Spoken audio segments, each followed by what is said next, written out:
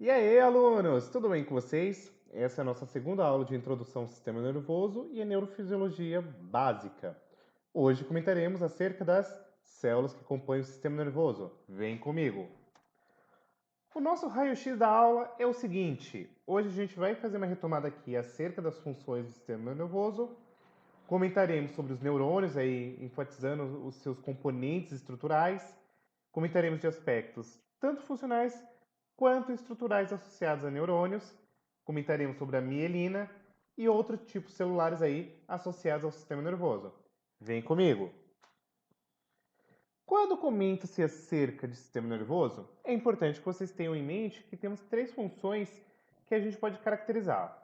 A primeira é que o sistema nervoso ele tem a capacidade de irritabilidade. Em outras palavras, nada mais é do que a capacidade de ser sensível a um estímulo. Ele também é condutível, ou seja, ele vai apresentar impulsos que podem ser conduzidos aí através do citoplasma. Isso a gente vai comentar com mais detalhe na nossa próxima aula, que vai falar do impulso nervoso e da neurotransmissão. Por hora, saibam isso. E nós temos aqui a contratilidade, ou seja, a capacidade de uma célula sofrer um encurtamento para fugir de um estímulo nocivo. Isso daqui pode parecer um pouquinho estranho, mas quando a gente comenta, por exemplo, de alguns tipos celulares de outros grupos zoológicos, isso pode ser muito bem caracterizado, como por exemplo lá nas amebas, ou por exemplo em esponjas. Esses grupos zoológicos mais primitivos, eles já apresentam alguns meandros associados aí com a resposta mediante o meio. Beleza? Mas, como eu falei para vocês na primeira aula, pensou em sistema nervoso, nós temos que pensar que é um sistema associado com fazer previsões. Posto isto, entendamos que a principal célula associada ao sistema nervoso é o neurônio. E como eu falei para vocês, o neurônio ele é justamente a célula que vai definir funcionalmente o sistema nervoso. Aí, basicamente, eu quero que vocês entendam que o neurônio, ele é composto basicamente por três partes. Uma que a gente denomina como dendritos, que nada mais é do que uma região que recebe sinais, recebe informações. Essas informações, elas precisam ser direcionadas para essa região que a gente chama de corpo celular ou simplesmente soma, no qual a gente vai ter aqui um aparato de várias organelas citoplasmáticas e basicamente é uma região que vai fazer o processamento. Nós temos aqui o axônio, que nada mais é do que um longo prolongamento que basicamente vai conduzir a informação do corpo celular para outra célula nervosa, que aqui a gente tem os botões terminais, perdão. O que eu quero que vocês entendam é que, basicamente, quando comenta-se de neurônio, são três regiões. Os dendritos, por onde entra a informação, o corpo celular, aonde essa informação é processada, e o axônio, que é uma estrutura que vai conduzir essa informação e vai exportá-la. Beleza? Posto isto, é importante ainda que vocês saibam que, quando comenta de neurônio, ele pode ser classificado tanto funcionalmente quanto estruturalmente.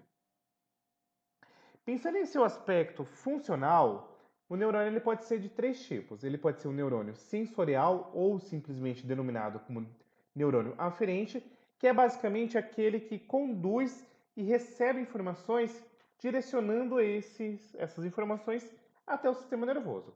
A quem não se lembre, na aula passada eu comentei com vocês do seguinte: o sistema nervoso periférico ele recebe as informações do meio e essas informações são conduzidas por um tipo de neurônio, que nesse caso aqui, essencialmente é um neurônio aferente ou também denominado como neurônio sensorial. Beleza?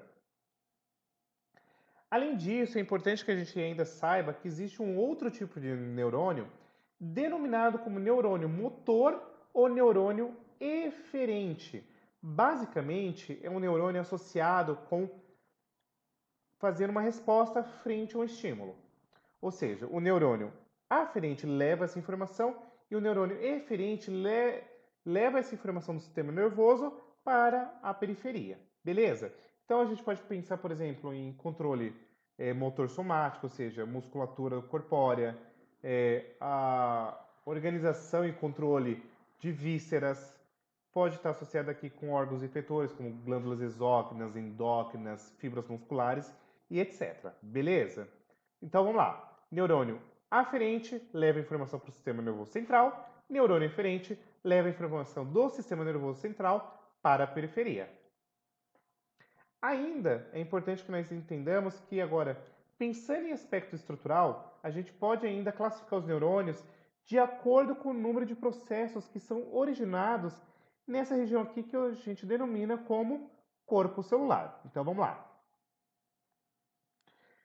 A gente pode ter esse modelo clássico aqui que todo mundo vê nas provas de vestibulares, que é o neurônio denominado como multipolar, que é basicamente no qual você tem aqui vários dendritos e você tem várias ramificações. Então, ó, entendamos que você pode ter aqui entre 7 a 5 dendritos ou, por exemplo, aqui entre 4 a 6 dendritos, tá? E aqui eu quero que vocês entendam que esse axiônio, que é essa região que é responsável pela condução da informação, ela ainda pode sofrer várias ramificações, tá? Então ela consegue se comunicar-se aí com outras regiões.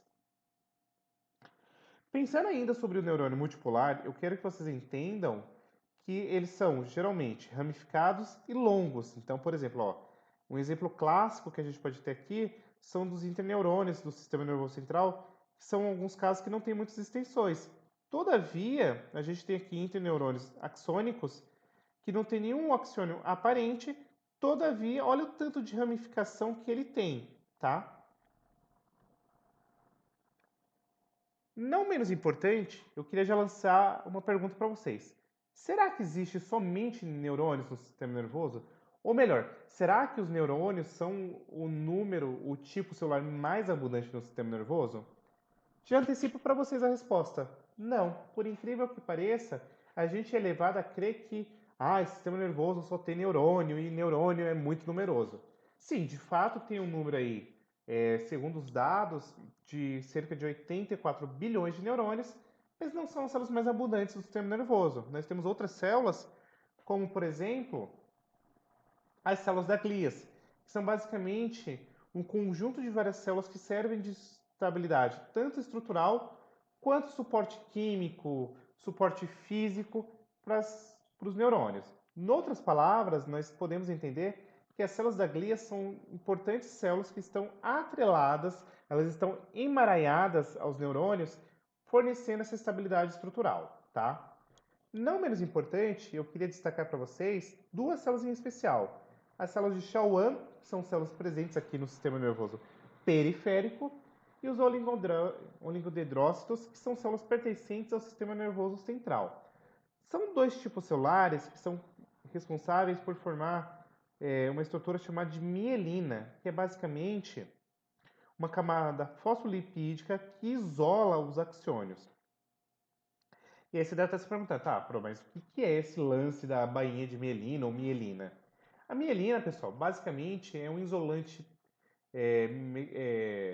elétrico e basicamente ele vai atuar aí no entorno dos axiônios e vai acelerar a transmissão dos sinais. Como assim? Vem comigo. Falar de mielina é basicamente você pensar que é um lipídio que está aqui enovelando os axiônios e justamente a presença da mielina, que é essas camadas concêntricas de lipídios, que vai garantir com que a informação, com que o impulso elétrico passe cada vez mais rápido aqui ao longo do axiônio. Logo, entendamos que a função principal de você ter mielina aqui recobrindo os axiônios é você acelerar a transmissão do impulso elétrico. Ainda é importante que vocês entendam que a mielina é muito importante porque ela vai fazer o quê? Junções comunicantes, ou seja, ela comunica as camadas da membrana, fazendo com que haja aqui um fluxo de nutrientes e informações, tá? No sistema nervoso central, como eu falei para vocês, a célula principal aqui associada com a bainha de mielina é os oligodendrócitos, tá? Então, ó, a partir de um único oligodendrócito, eu posso ter várias ramificações ao entorno aqui de vários axiônios. No entanto, quando a gente pensa que no sistema nervoso periférico, a célula de Schwann ela consegue associar-se só e somente a um único axônio, tá bom? E aí, o que eu quero que vocês entendam é isso. Sobre as células de Schwann, como eu falei para vocês, são células aqui associadas com a produção de bainha de mielina e tal, é uma célula pertencente ao sistema nervoso periférico, tá? E aí eu quero que vocês entendam que a função dela é fazer o quê? Produzir a bainha de mielina aqui nos axônios de neurônios pertencentes aqui ao sistema nervoso central.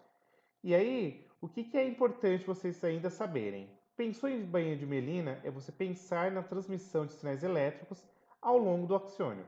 Logo, a presença da mielina acelera a transmissão de uma informação de um neurônio para outro. Sobre os oligodendrócitos, que são aí células que produzem bainha de mielina, são células pertencentes ao sistema nervoso central. E como eu falei para vocês, diferindo-se aqui das células de Schwann, que são do sistema nervoso periférico, a partir de um único oligodendrócito eu posso fazer várias ramificações e fazer aqui o recobrimento de vários axônios, dando aí a bainha de mielina, que é um importante componente para a transmissão do impulso elétrico, tá? Posto isto, entendemos ainda que existe uma outra célula chamada de astrócitos, que é basicamente uma célula extremamente ramificada, tá? E aí, só para vocês terem uma noção, cerca de metade das células do encéfalo são basicamente formadas por astrócitos, tá? E aqui a gente vai ver que quando a gente comenta de astrócito, ela tem um aparato de várias funções aí associadas ao sistema nervoso. Basicamente, as funções dos astrócitos basicamente são, desculpa, fui até redundante aqui, é emoção. Pode estar associado aqui com sustentação de neurônios, está associado aqui com sinapses, que a gente vai ver na próxima aula. Basicamente, o que o astrócito pode fazer? Ele pode pegar várias substâncias químicas e, consequentemente, redirecionar aí para os neurônios para fazer sinapses, tá? Faz abastecimento dos neurônios com substratos para a produção de ATP, está associada com regulação de homeostasia de íons potássio, de água, nutrição dos neurônios, o que é extremamente importante, tá?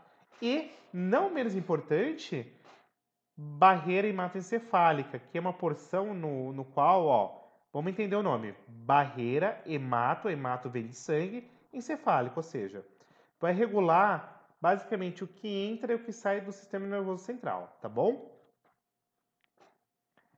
Ainda é de interesse comentar sobre a microglia, que é basicamente um tipo de tecido não neuronal, tá?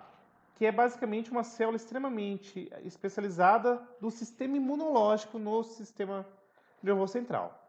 Então, pensou em microglia, a gente pode assemelhar a função dela mais ou menos parecida com a de um macrófago, tá? Então, basicamente, qual que é a função dela? Fazer captura, por exemplo, de elementos neurotóxicos e, consequentemente, garantir aqui uma neuroproteção, tá? E nós temos aqui, por fim, as células ependimárias, que são basicamente células que recobrem aqui os ventrículos do cérebro. Isso aqui eu vou explicar na quarta aula, mas basicamente qual que é a função de uma célula ependimária? É uma célula associada com produção de fatores de crescimento e tróficos, então basicamente vai produzir aqui fatores nutritivos e, por fim, também está associada aqui com manutenção dos neurônios e, consequentemente, seu reparo e desenvolvimento. Beleza? E era isso, pessoal. Vamos só dar uma sintetizada aqui? Falou de neurônio. Neurônio tem três porções: os dendritos, que recebem as informações, corpo celular, que processa as informações, e os axônios, que vão conduzir o impulso elétrico, a informação. Além disso, os axônios são recobertos por uma bainha, que a gente chama de bainha de mielina, que é basicamente lipídio, que faz com que o impulso elétrico se transporte-se de maneira mais rápida. Não menos importante, vocês precisam saber que o sistema nervoso tem outras células. Os oligodendrócitos e as células de Schwann são duas células associadas com produção de bainha de mielina. Os astrócitos, que têm um aparato de várias funções. Microglia, tá bom? As células ependimárias e é importante que vocês tenham essas células aí muito bem definidas para fazer as provas futuramente. Beleza? Beijão e até a nossa próxima aula. Fui!